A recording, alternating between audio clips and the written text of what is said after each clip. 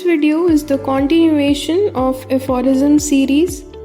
In this video, we are going to talk about the 7th aphorism and the 2 footnotes along with it. To start by briefing the first 7 aphorisms. Aphorism 1 states physician mission. Aphorism 2 states the ideal cure. Aphorism 3 and 4 states the requisite knowledge of the physician. Aphorism 5 is about causes of disease.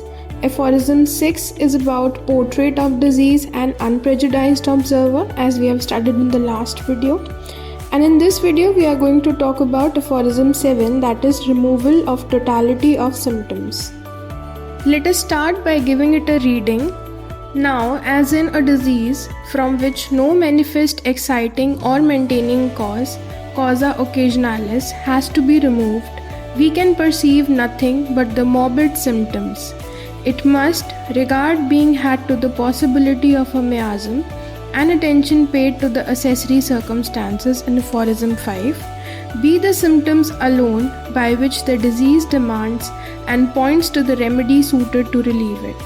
And moreover, the totality of these, its symptoms, of this outwardly reflected picture of the internal essence of the disease, that is, of the affection of vital force, must be the principle or the sole means whereby the disease can make known what remedy it requires, the only thing that can determine the choice of the most appropriate remedy, and thus, in a word, the totality of symptoms must be the principle. Indeed, the only thing the physician has to take note of in every case of disease and to remove by means of his art in order that it shall be cured and transformed into health. इस aphorism में doctor Hahnemann बोल रहे हैं कि ऐसी disease जिसमें हम exciting या मेंटेनिंग कॉज रिमूव नहीं कर सकते, तो उस कंडीशन में हम क्या करें? We can perceive nothing but the morbid symptoms.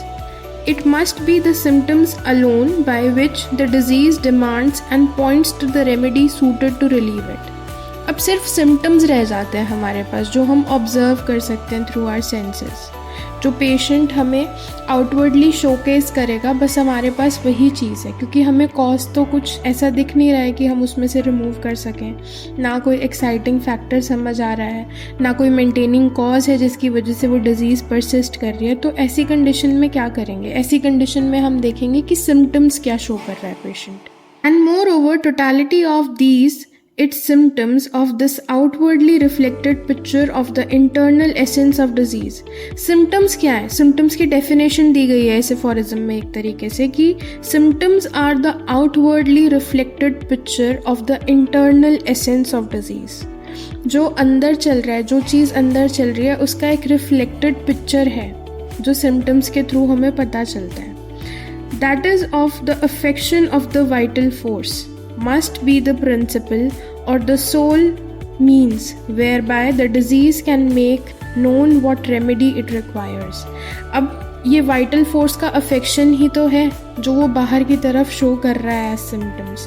तो यही symptoms हमारे principle या हमारे sole means, एक लौता ज़रिया होना चाहिए पेशेंट को प्रिस्क्राइब करने का, ताकि उसको वो रेमेडी जाए जो उसकी कंडीशन को सूट कर रही है, जो बेस्ट सिमिलम है. Thus, in a word, the totality of the symptoms must be the principle. Indeed, the only thing the physician has to take note of in every case of the disease and to remove by means of his art in order that it shall be cured and transformed in health. के explanation देख लेते हैं एक बार. The aphorism discusses the approach to treating a disease where there is no clear identifiable cause. In such cases where there is no apparent external factor causing or sustaining the illness, the focus should be on understanding and addressing the observable symptoms. It emphasizes that in the absence of specific cause, the symptoms themselves become crucial indicators for selecting the appropriate remedy. The totality of these symptoms, representing the outward manifestation of the internal essence of the disease, is deemed the primary or sole means by which the disease communicates its need for a remedy.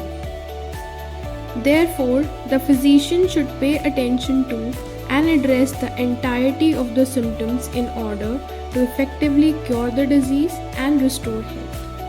इस aphorism में 2 footnotes दिए गए हैं 2 अलग अलग जगह पे, तो उन दोनों फुटनोट्स को रीड करते हैं और फिर उसकी एक्सप्लेनेशन समझते हैं और समझते हैं कि उनकी इम्पोर्टेंस क्या थी इस एफोरिज्म में.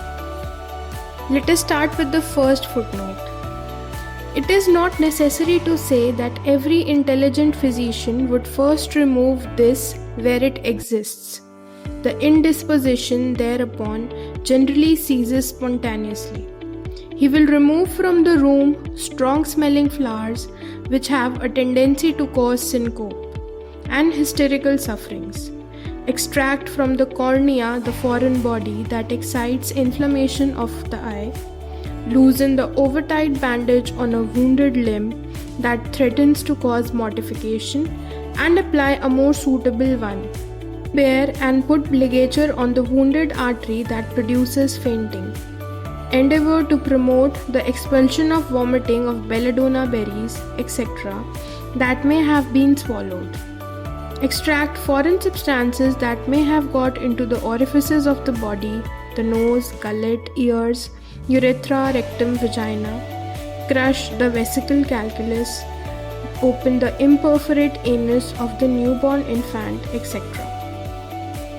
एक बार दोबारा से एफोरिज्म 7 देखते हैं और देखते हैं कि डॉक्टर हेनेमन ने फुटनोट 1 कहाँ मेंशन किया है. It has been mentioned after. Now, as in a disease from which no manifest exciting or maintaining cause has to be removed. बाद ये फुटनोट स्टार्ट होता है कि मैं बताना ज़रूरी नहीं समझता, क्योंकि ये तो हर इंटेलिजेंट फिजिशियन को पता ही है कि जब आपके पास कोई एक्साइटिंग या मेंटेनिंग कॉज है तो सबसे पहले आपने उसे रिमूव करना है. ये सेकंड स्टेज थी जो मैंने एफोरिज्म 7 में समझाई है कि ऐसा कोई फैक्टर ना मिले, चाहे एक्साइटिंग या मेंटेनिंग, तो आपको सिम्टम्स देखने हैं. और जैसे ही आप ये कॉज रिमूव कर देंगे, जो इनडिस्पोजिशन है वो अपने आप स्टॉप हो जाएगा. He will remove from the room. अब ये बता रहे हैं कि किस किस कंडीशन में एक फिजिशियन इस एक्साइटिंग फैक्टर को या इस इनडिस्पोजिशन को हटा सकता है. He will remove from the room strong smelling flowers, जो बहुत ज़्यादा खुशबू वाले फ्लावर्स होते हैं, जिनके अंदर टेंडेंसी होती है कि वो पेशेंट को सिनकूप की कंडीशन में डाल सकें या किसी हिस्टेरिकल सफरिंग में डाल सकें. किसी भी फॉरेन बॉडी को कॉर्निया से रिमूव करना जो कि आई में इन्फ्लेमेशन कॉज कर सकती है. कोई भी टाइट बैंडेज किसी वुंडेड लिम्ब में बांध रखी हो, उसको थोड़ा खुला छोड़ दो, उसको थोड़ा लूज कर दो ताकि मॉर्टिफिकेशन ना हो. Suppose there is a wounded artery which can produce fainting, तो आप लिगेचर लगा सकते हैं, पेशेंट को लिटा सकते हैं.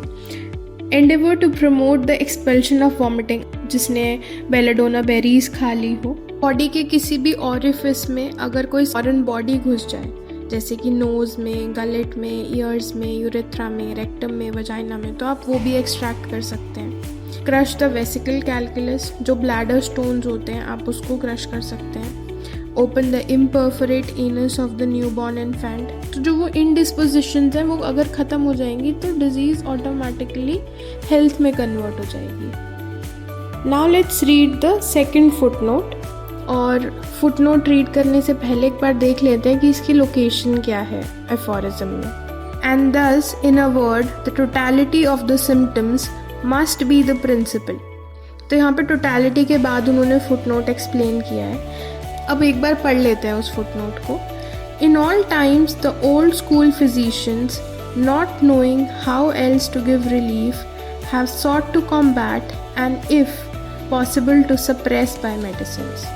Here and there, a single symptom from among a number in diseases, a one-sided procedure, which under the name of symptomatic treatment has justly excited universal contempt, because by it not only was nothing gained, but much harm was inflicted.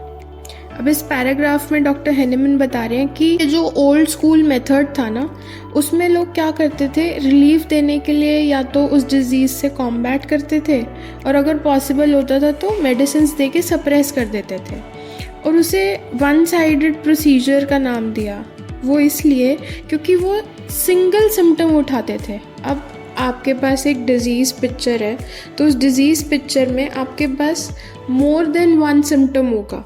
As a homeopathic physician आपके पास बहुत सारी observations होंगी जो कि एक disease condition में आप patient को इंडिविजुअलाइज कर सकें। तो एक सिंगल सिम्टम पे अगर आप पेशेंट को ट्रीट कर रहे हैं तो वो एक वन साइडेड प्रोसीजर है, और उसको आप नाम दे रहे हैं कि सिम्टोमेटिक ट्रीटमेंट, तो वो गलत हुआ।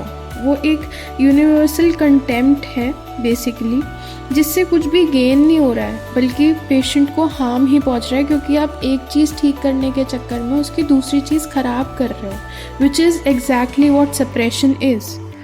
A single one of the symptoms present is no more the disease itself than a foot is the man himself. This procedure was so much the more reprehensible that such a single symptom was only treated by an antagonist remedy, therefore only in an enantiopathic and palliative manner, whereby after a slight alleviation it was subsequently only rendered all the worse. तो doctor Hahnemann इस procedure को reprehensible बुला रहे हैं, यानी कि it is not morally correct, it is morally wrong basically. Doctor Hahnemann ने इस मेथड को बहुत क्रिटिसाइज़ किया है कि ये बेसिकली एक एलोपैथिक सप्रेसिव ट्रीटमेंट है जो कि हमें नहीं चाहिए। हमें चाहिए कि पेशेंट कम्प्लीटली अपनी हेल्थ रिस्टोर कर सके, तो वो रेस्टोरेशन तक पहुंचने के लिए हमें टोटलिटी चाहिए, हमें सिर्फ सिंगल सिम्टम पे पेशेंट को प्रिस्क्राइब नहीं करना है।